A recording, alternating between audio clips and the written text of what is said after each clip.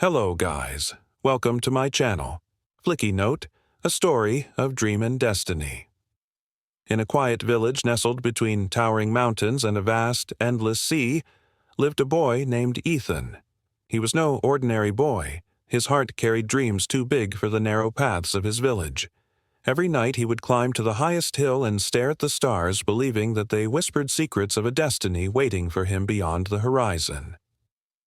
Ethan's father was a fisherman, just like his grandfather before him. The village elders expected Ethan to follow in their footsteps, but he longed for something greater, a life beyond the waves, a story of his own making.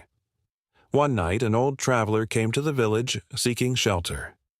He carried with him a mysterious book bound in deep blue leather, its pages filled with tales of ancient warriors, lost kingdoms, and those who had dared to chase their dreams. Ethan, fascinated by the stories, spent hours listening to the old man. Before the traveler left, he handed the book to Ethan and whispered, "Your destiny is not written by others. You must carve it with your own hands." From that moment, Ethan knew he couldn't stay. But leaving was not easy. The villagers mocked him. His father's eyes were filled with disappointment. Even his best friend, Zara, a girl who loved stars as much as he did, warned him, "Dreams can break you, Ethan. The world is not kind to those who chase the impossible." Yet Ethan chose to leave. With nothing but the book and a heart full of fire, he set out on a journey into the unknown. For years he wandered through cities of towering buildings, deserts that whispered forgotten names, and forests where the wind carried songs of old souls. He worked as a scribe, a merchant's apprentice, even a street performer, anything that brought him closer to the stories that had always called to him. But destiny is never a straight path. There were days when hunger gnawed at his ribs, nights when he had nowhere to sleep. Betrayal, loss, and doubt became his companions. The world was not as magical as he had dreamed, and for the first time he questioned if he had made a mistake. One night, as he sat by a lonely riverbank, defeated, he opened the book again. There, on the last page, he found words that had never been there before.